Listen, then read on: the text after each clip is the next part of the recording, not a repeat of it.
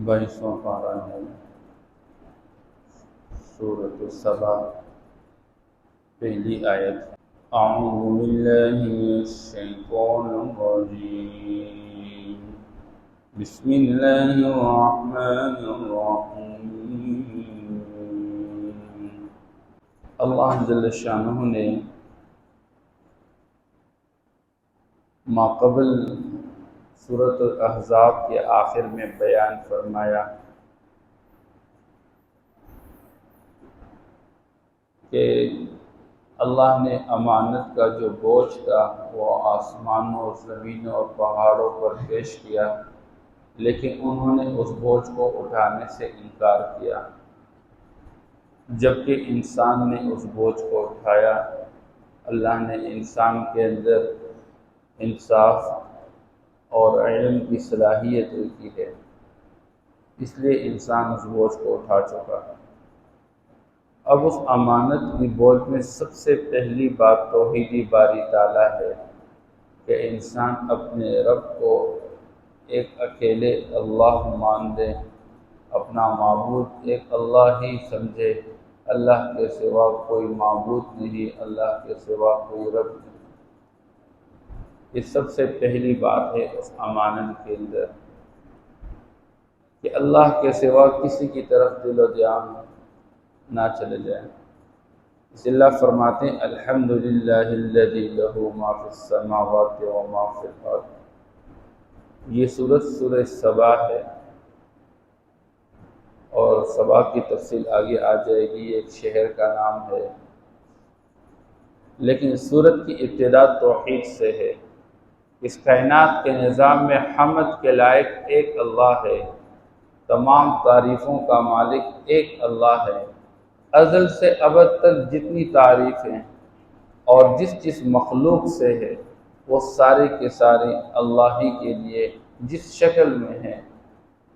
الذی لہ ما فی السماوات و ما فی الارض، اور وجہ یہ ہے کہ وہی اللہ وہ مالک ہے آسمانوں کے اندر زمینوں کے اندر تمام مخلوقات کا، اسی کو بنانے والا اور تمام مخلوقات کو چلانے والا وہ وہی اللہ ہے۔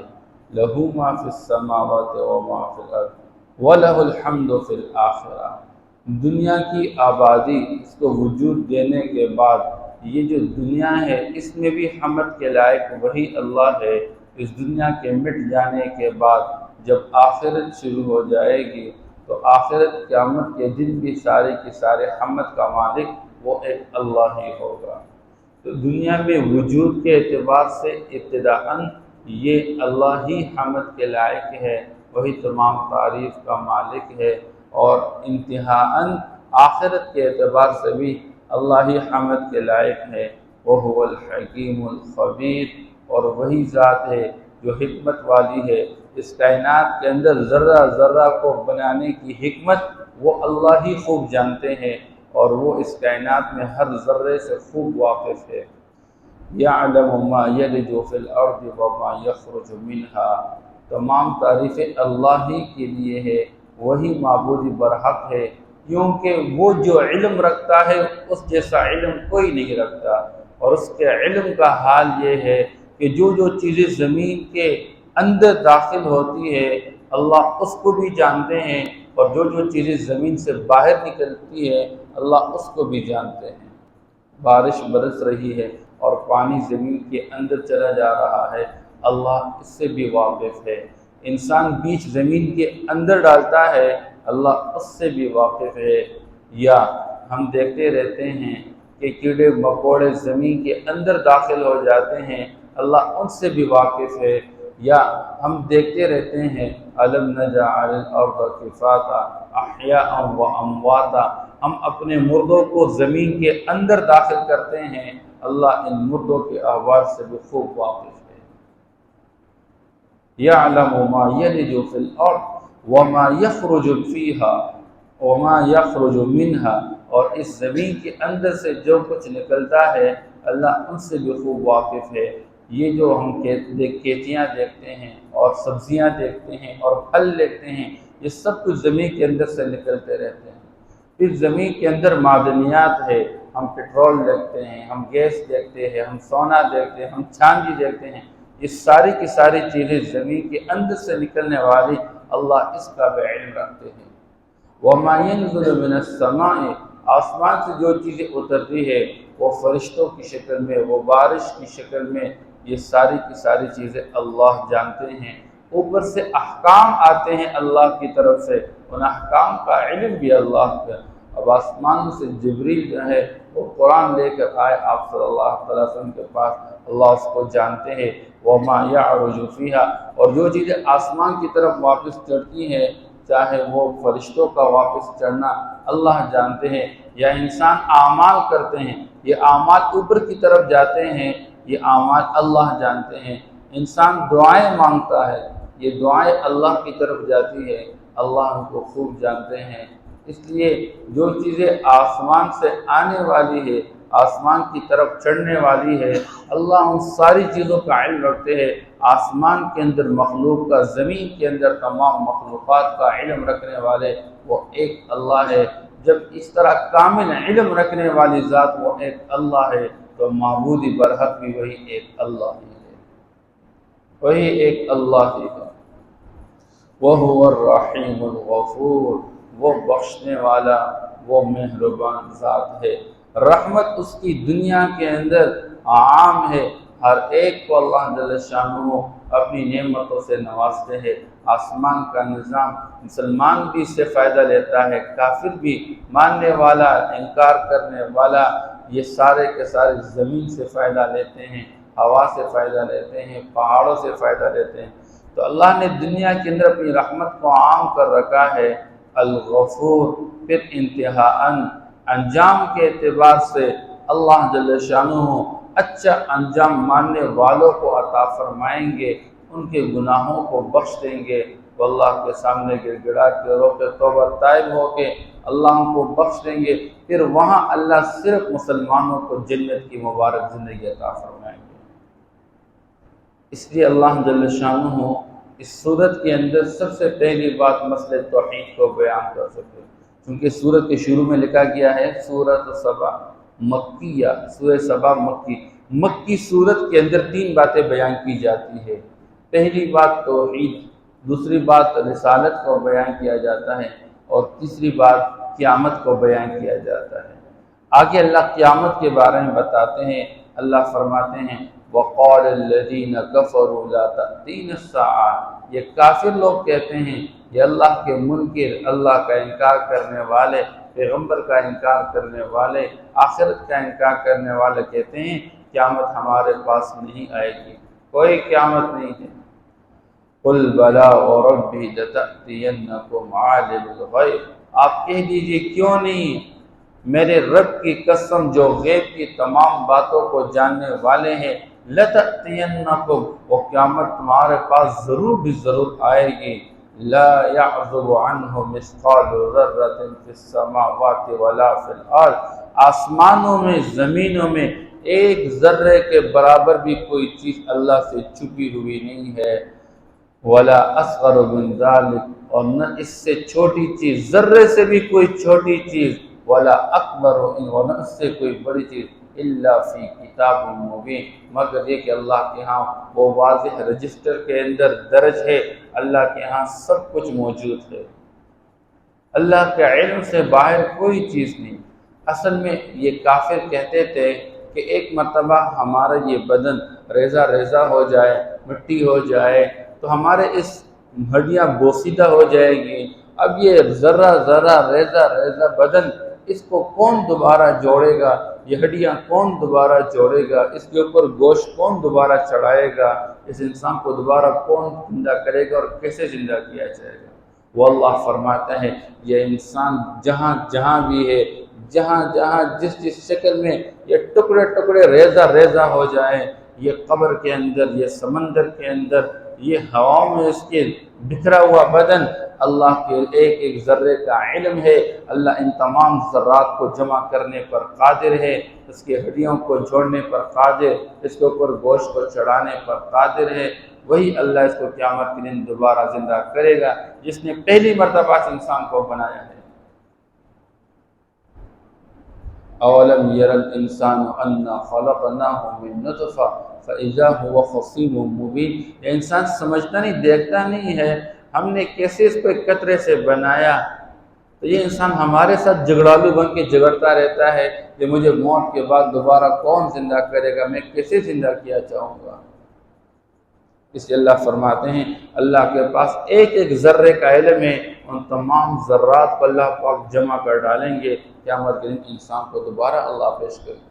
اور قیامت کے دن کا وجود کیوں ضروری ہے، اللہ اس کے لیے علت بیان فرماتے ہیں کہ قیامت کا دن ہم نے اس لیے رکھا ہے لیجزی الذین آمنوا وعملوا الصالحات۔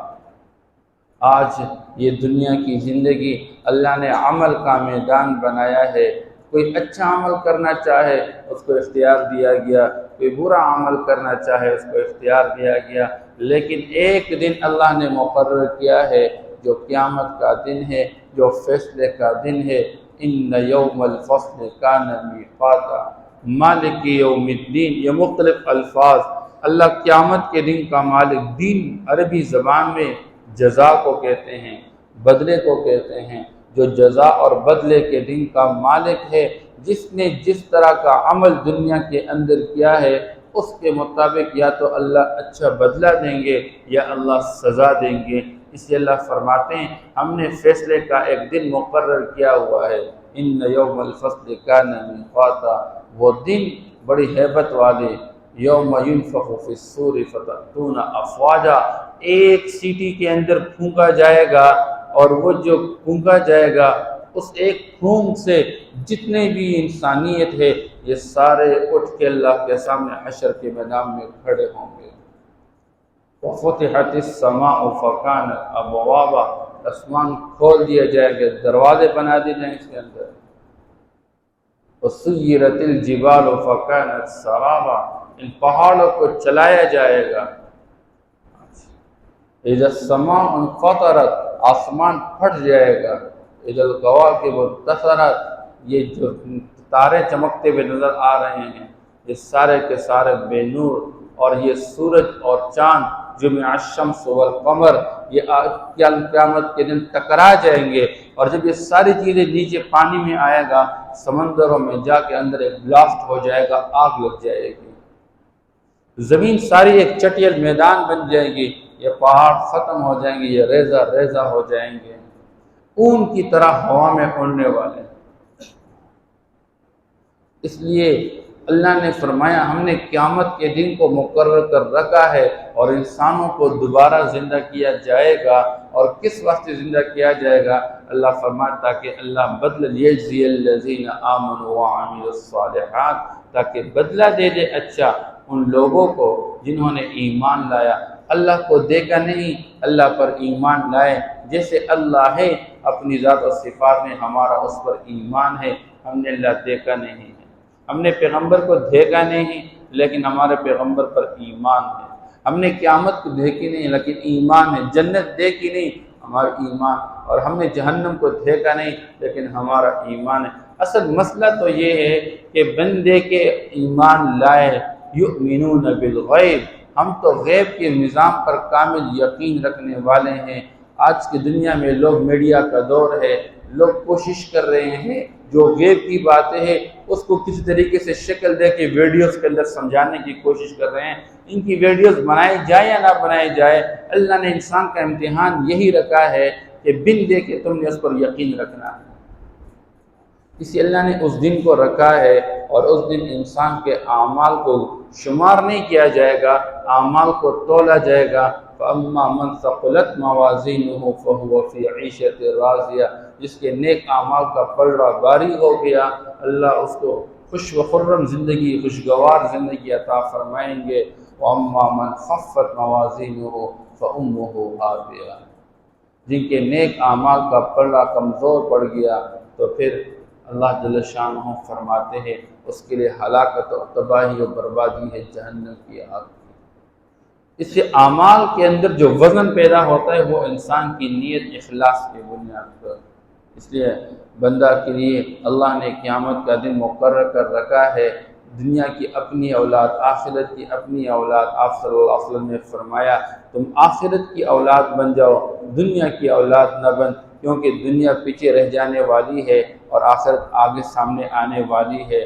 تو اللہ نے قیامت کا دن اس لیے مقرر کر رکھا ہے جو ایمان لائے، نیک عمل کرے۔ ایک بندہ نمازیں پڑھتا ہے، روزے رکھتا ہے، زکوٰۃ دیتا ہے، حج ادا کرتا ہے، دوسرا بندہ باوجود مکلف ہونے کے نہ نماز کا اہتمام، نہ روزے کا اہتمام، نہ زکوٰۃ کا اہتمام، نہ حج کا اہتمام، دونوں کے ساتھ ایک جیسا معاملہ ہو گیا تو پھر تو کوئی فرق باقی نہیں رہا۔ اس لیے اللہ نے ایک دن مقرر دونوں کے درمیان فیصلہ کرنے کا، تو اچھا بدلہ دیں گے ایمان والے کو، نیک عمل کرنے والے کو۔ اولئک لہم مغفرۃ، یہی لوگ ایمان والے، عمل صالح والے، ان کے لیے بخشش ہے اللہ کے ہاں، ورزق کریم، اور عمدہ روزی ہے اللہ کے ہاں۔ الحمدللہ الذی لہ ما فی السماوات وما فی الارض، تمام تعریفیں اس اللہ کے لیے ہیں جو مالک ہے ان تمام مخلوقات کا جو آسمانوں میں ہے، وما فی الارض، تمام مخلوقات کا جو زمینوں میں ہے، وَلَهُ الْحَمْدُ فِي الْآخِرَةِ، اور وہی مالک ہے حمد کا، اسی کے لیے تمام تعریفیں ہیں آخرت میں۔ وَهُوَ الْحَكِيمُ الْخَبِيرُ، اور وہ حکمت والے خبردار ہیں۔ يَعْلَمُ مَا يَلِجُ فِي الْأَرْضِ، جانتا ہے وہ تمام چیزیں جو زمین میں داخل ہوتی ہے، وَمَا يَخْرُجُ مِنْهَا، اور جو زمین سے نکلتی ہے، وَمَا يَنزِلُ مِنَ السَّمَاءِ، جو آسمان سے اترتی ہے، وَمَا يَعْرُجُ فِيهَا، جو آسمان میں چڑھتی ہے، وَهُوَ الرَّحِيمُ الْغَفُورُ، اور وہ مہربان بخشنے والے ہیں۔ وَقَالَ الَّذِينَ كَفَرُوا، اور کہا کافروں نے، لَا تَأْتِينَ السَّاعَةُ، کہ قیامت ہمارے پاس نہیں آئے گی۔ قل کہہ دیجئے بلا کیوں نہیں، وَرَبِّي، میرے رب کی قسم، لَتَأْتِيَنَّكُمْ، کہ ضرور بھی ضرور تمہارے پاس قیامت آئے گی۔ عالم الغیب، اس رب کی قسم جو غیب کی باتوں کو جاننے والا، لا يعزب عنہ مثقال ذرہ، چھپتی نہیں اس سے ذرہ برابر بھی کوئی چیز، فی السماوات، آسمانوں میں، ولا فی الارض، اور نہ زمینوں میں، ولا اصغر من ذلک، نہ اس سے کوئی چھوٹی چیز، ولا اکبر، نہ کوئی اس سے بڑی چیز، الا فی کتاب مبین، مگر یہ کہ وہ واضح کتاب کے اندر درج ہے۔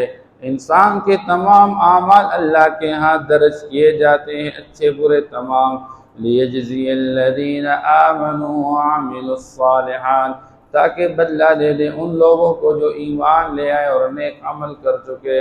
اولئک لہم مغفرۃ ورزق کریم، یہی لوگ ہیں جن کے لیے بخشش ہے اور عمدہ روزی۔ صدق اللہ۔